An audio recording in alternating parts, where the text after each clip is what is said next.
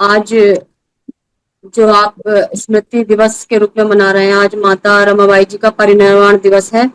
तो मैं माता रमाबाई जी को कोटि कोटि नमन, उनको श्रद्धा सुमन अर्पित करती हूँ, क्योंकि जितने भी महासमण हमारे जीवन में आए, सभी का जो त्याग और बलिदान हमारे लिए रहा, वो बहुत ही अ, इस तरीके का रहा कि समाज को दिशा देकर गए।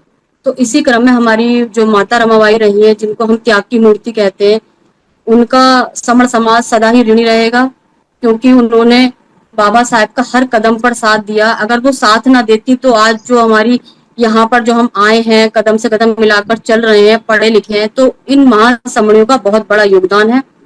तो मैं यही कहना चाहूंगी, क्योंकि उन्होंने अपने बच्चे निछावर किए इन 120 करोड़ जो करोड़ों बच्चे थे, उनको जीवन को बचाने के लिए। तो हम सभी महिलाओं को उनके त्याग और बलिदान को हमेशा याद रखना चाहिए। हम उनके इस बलिदान को या उनके इस जो त्याग को, उसको हम कभी चुका नहीं सकते। लेकिन जो हमारे समण समाज को जो एक उद्देश्य देकर गए थे, जो एक विचार देकर गए थे हमारे समण महासमणी, कि एक रहना, इकट्ठा रहना है, तो बस हमें उनके कहे हुए मार्ग पर चलना है।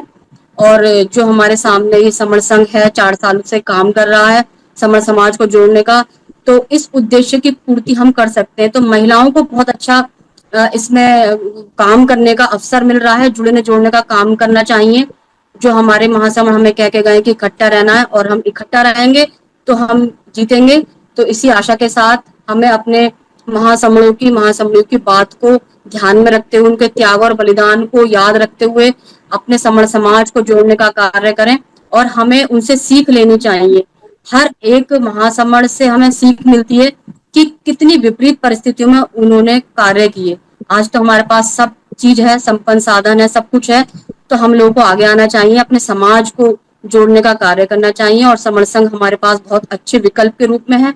तो समण संघ से जुड़े और अपने महासमणियों के जो उद्देश्यों को पूर्ति करने के लिए आगे आना चाहिए। तो मैं बहनों से यही कहूंगी कि समण समाज माता रमाई का सदा ऋणी रहेगा।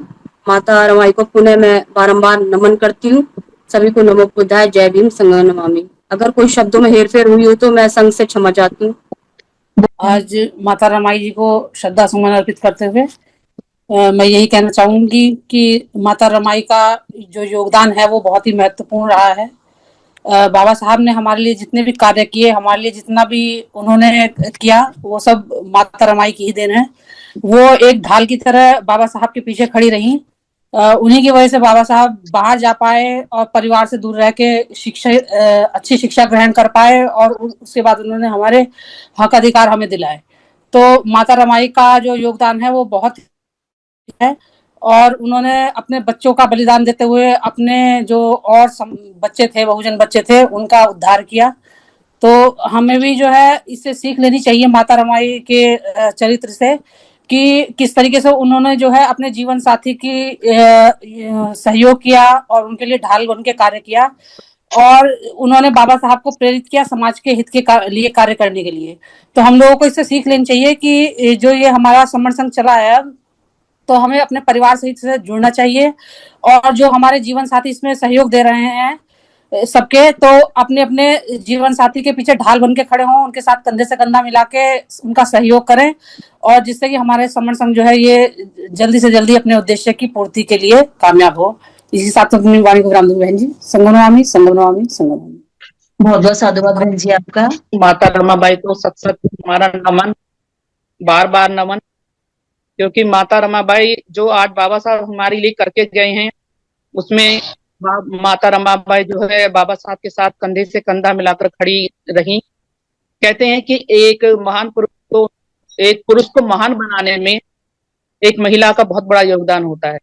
और वो महिला जो थी वो थी हमारी माता रमाबाई, जिन्होंने बाबा साहब को पूरा सहयोग किया। और इतनी कम उम्र में उनकी शादी हो गई थी। जैसे कि पहले तो बाल विवाह होते थे, 7 साल की उम्र में उनकी शादी हो गई थी, 9 साल की उम्र में। और बाबा साहब की आयु भी बहुत ही कम थी। और जिस जगह उनकी शादी हुई थी, जो विवाह का जो स्थान था, वो एक मछली बाजार था। जो भायखला जो मछली बाजार था, वहाँ एक चबूतरा था। उस चबूतरे पे बाबा साहब और माता रमाबाई की शादी हुई। और शादी दिन निकलने से पहले पहले दोनों परिवारों इकट्ठा हुए और वहाँ वो शादी हुई। क्योंकि वहाँ दिन में मार्केट लगता था, तो वो टाइम से भी शादी संपन्न वहाँ हुई। तो किन परिस्थितियों में शादी हुई, किन परिस्थितियों में माता रमाबाई ने अपना घर चलाया। बाबा साहब पढ़ते रहते थे, तो माता रमाबाई को भी लगा कि मैं भी पढ़ूं। तो अक्षर जो ज्ञान कराया बाबा साहब ने माता रमाबाई को कराया, वो थोड़ा थोड़ा पढ़ पढ़ लेती थी और अपने हस्ताक्षर भी कर लेती थी।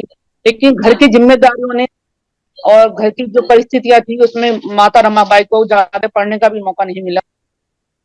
तो माता रमाबाई का इतना योगदान रहा है, तो हमें भी, मैं तो बस यही कहना चाहूंगी कि जो संघ में हमारे जो सर काम कर रहे हैं या बहनें काम कर रही हैं, अगर हम सभी एक परिवार की तरह रहे, तो हमें माता रमाबाई से सीख लेनी चाहिए कि पैसों के अभाव में और इतनी गरीबी में, इतना कुछ भी संसाधन आज कुछ भी नहीं थे वहां पर उस समय उनके पास।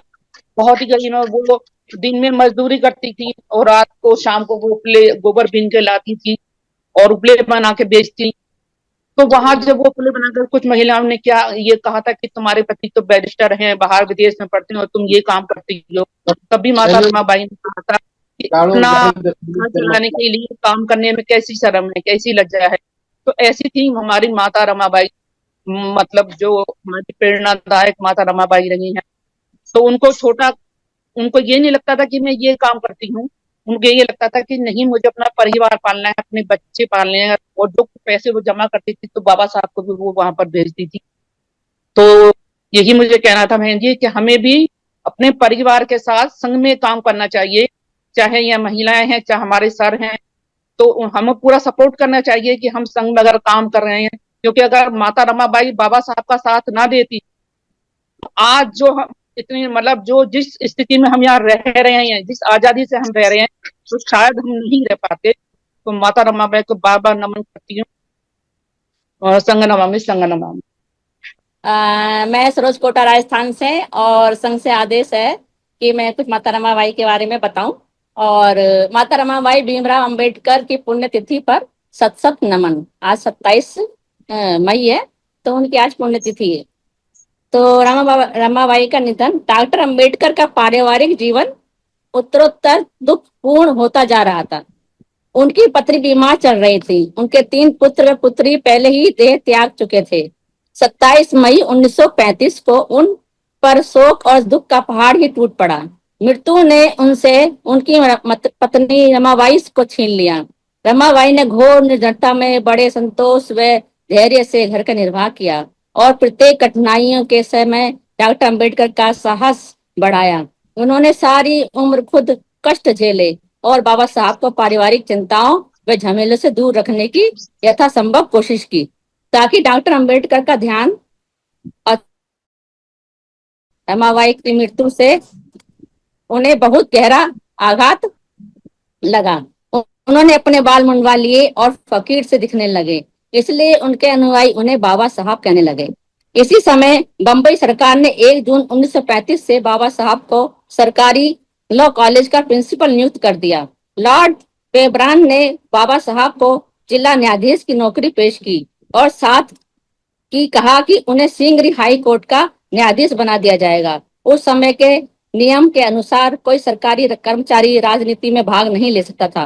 बाबा साहब ने घोषणा की कि न्यायाधीश तो क्या, यदि मुझे वायसराय भी बनाए जाने का प्रबंध दिया जाए तो भी मैं ठुकरा दूंगा। मेरे समक्ष अपनी जनता का भविष्य है, मेरा अपना नहीं। ये इससे होता है कि अपनी माता रमाबाई ने इतने कष्ट मतलब झेले, लेकिन उन्हें बिल्कुल भी अपने बाबा साहब के को बिल्कुल भी भाई पता नहीं होने दिया कि भी ऐसा कैसे है, क्योंकि उनके बच्चे भी कुर्बान कर हो गए और वो उपले कंडे बेचती थी। लेकिन उन्हें फिर भी कुछ भी नहीं कहा। उनको पैसे की जरूरत थी, तभी उन्होंने पैसे वहां भिजवाए तो उनका बाबा साहब के लिए। लेकिन उन्होंने अपने बच्चे का इलाज नहीं करवाया। उन्होंने उनका, इसलिए हमारी माता रमाबाई का त्याग और बलिदान जैसा कोई अन्य नहीं कर पाएगा। संज्ञा नमामि संज्ञा नमामि संज्ञा।